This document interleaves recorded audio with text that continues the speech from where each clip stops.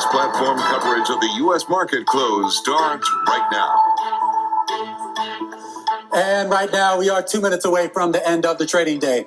Romaine Bostic alongside Scarlett Fu. We're counting you down to the closing bell, and here to help take us beyond the bell. It's a global simulcast with our friends Tim Stenovic and Emily Grafeo. Emily filling in today for Carol Masser. Welcome to our audiences across our Bloomberg platforms, television, radio, and our partnership with YouTube here on a day where that rally, Tim Stenovic, in U.S. equity markets continues anew. Yeah, I feel like a broken record here. I mean, over the last 7+ weeks, we've seen consecutive gains for the S&P 500. If you go back to October 27th, Emily, kind of the bottom of, not of this year by any means, but the bottom over the last couple of months, the S&P 500 is up more than 15% since then. That's a huge rally in a really, really short amount of time. Yeah, and it's interesting to see, even though yields aren't moving down that much, they're pretty much flat today. It hasn't stopped the equity market from rallying. And even those parts of the market that were perhaps more unloved earlier in the year, the Russell 2000 up almost 2% today, Scarlett. Yeah, and it's notable, too, that with the Russell outperforming, volume in the Russell 2000 is up 9% from the 20-day average, while volume in the S&P is down 15%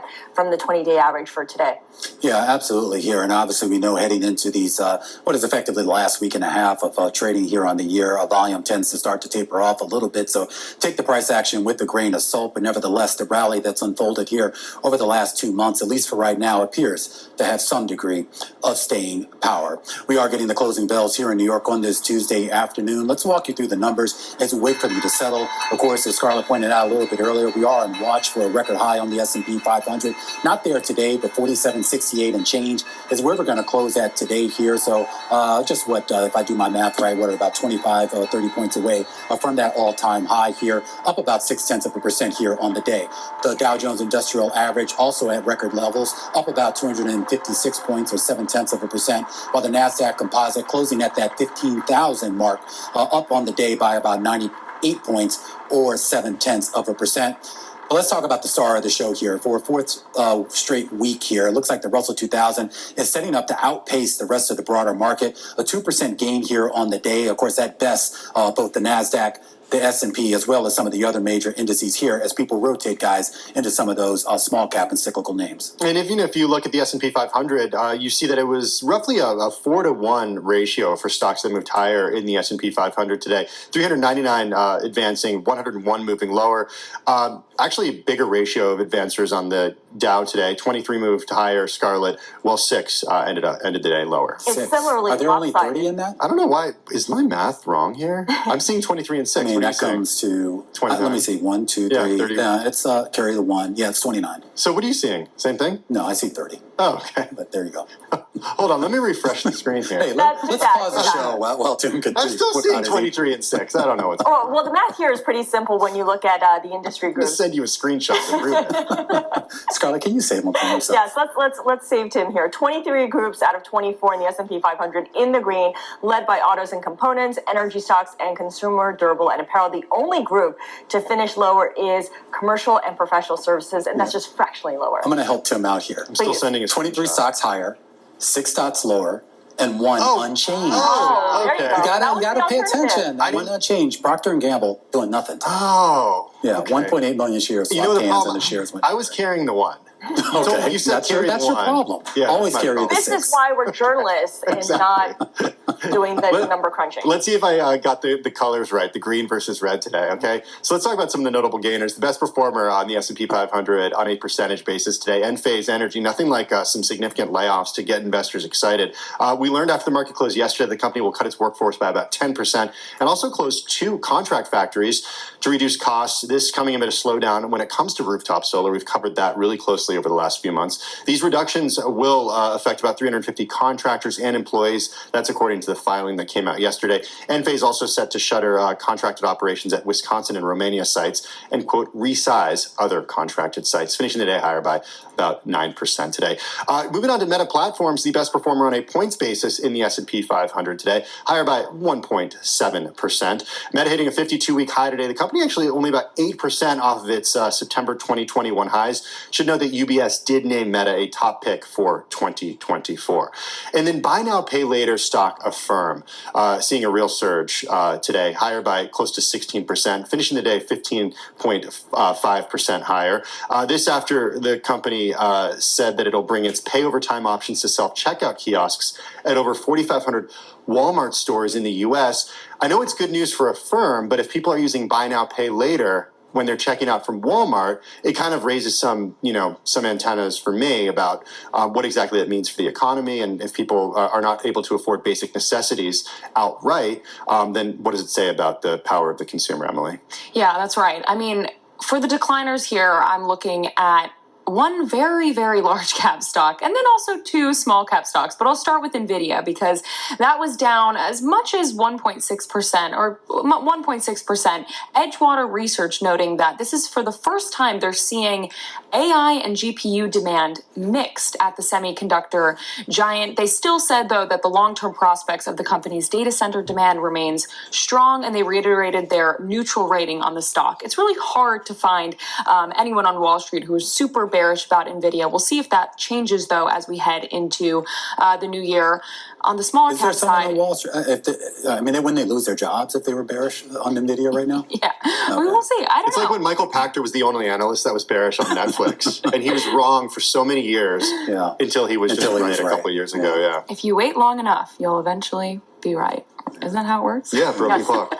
CureVac also dropping a big loss today. Actually, not their worst on record. This was the worst decline since 2021 when they fell 50%. Today, falling as much as 41%. Germany's patent court ruled that the company can no longer rely on its mRNA technology patent in its litigations against competitors in German courts. That was a large decliner on the day. And I'm also looking at Unicor tumbling 15%. They gave a disappointing interim data update from early stage trials of their AMT-130 gene therapy. A lot of biotech stocks, Mizuho downgrading that stock. Their price target was 52, now looking at a price target of 10. Yeah, and that CureVac drop, that has to be probably one of the biggest disappointments coming out of all the big companies that were supposed to benefit from the COVID pandemic. Let's take a quick look at yields here. I mean, it's not a whole lot to look at, which might be a bit of welcome relief given the volatility that we normally see there here. Basically, we did see a shift down in the curve, but we're really talking about 1 basis points across the curve, and calling it 1 basis points is actually a bit generous here. Now, there was a little bit more volatility in between all that, but you put it all together, at least for right now, people seem to be comfortable with where yields are at right now, but there's still a big debate right now as to what the next move is. 3.9275 right now on a 10-year yield, with a lot of big bets here that can go significantly lower over the next few months. You think the bond market is finally listening to these Fed officials who are pushing back against what Powell said last week? Nah. No, less so than the equity market. I mean, more so than the equity market, I should say. But I don't know. It seems like everybody's ignoring any comment that happened after last Wednesday. Yeah. All right. Well, we are in the midst of earnings season. We are getting results crossing the wire right now on FedEx. A knee-jerk reaction in the stock market, pushing the shares down here in after-hours trading as the company reported fiscal second quarter numbers that actually did meet analyst estimates here. Revenue coming in at $22.2 billion. The street was looking for 22.4. So a slight miss here, but we're only talking about a few million here and there. Operating income coming in a little bit light as well, 1.42 billion versus a street estimate on average of 1.49 billion. But the company is standing by its full year forecast, saying that it expects to see adjusted EPS in that range of $17 to $18.50. That was the range that it had given prior to today, and the street was looking for $18.22. So still holding out hope here for the street that they will get those numbers. FedEx also saying that it expects to add to its buyback program and added $1 billion of buybacks during fiscal 2024. And here might be why the stock is moving lower in after-hours trading. Adjusted operating margin, 6.4%. Analysts were looking for higher than 6.5%, 6.6%. So the big story here for FedEx is it's really about higher earnings on lower sales because of cost cuts in the ground unit. But if your margin is not expanding, then you're not necessarily getting it done. And I'm curious, we spoke with Lee Klasko on Bloomberg Intelligence a little bit earlier, who talked about the cost story here. And I do wonder when we start to actually see that reflected in the margins and in the bottom line numbers. Yeah, we'll have to see. I mean, FedEx is up 64% year to date, outperforming the S&P 500. So we'll have to see how this actually plays out in trading. And we talk about the sell side: 21 buys, 15 holds, 0 sells on FedEx as we head into the holiday shipping season. Yeah, the big question going into this print was certainly to what extent did FedEx benefit from UPS's negotiations with the Teamsters Union earlier this year? The customers that they pulled over from UPS, are they actually going to stick with FedEx? I'm certainly going to be some questions about that on the company's earnings call a little later. Yeah, and of course, the previous quarter it also got a boost from the failure of Yellow. So it's at the expense of its peers or its competitors. But what everyone wants to see is that revenue growth, the driver for revenue growth going forward. And just on that note too, Lee Klasko said that, to answer your question, Tim, he does think that benefit that they got is temporary.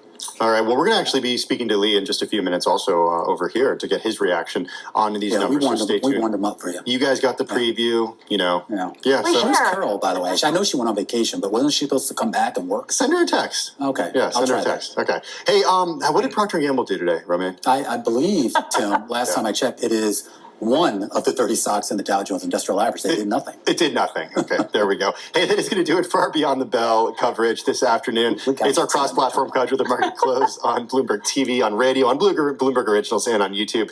Meantime, catch us tomorrow, same time, same place. Have a good afternoon, everyone.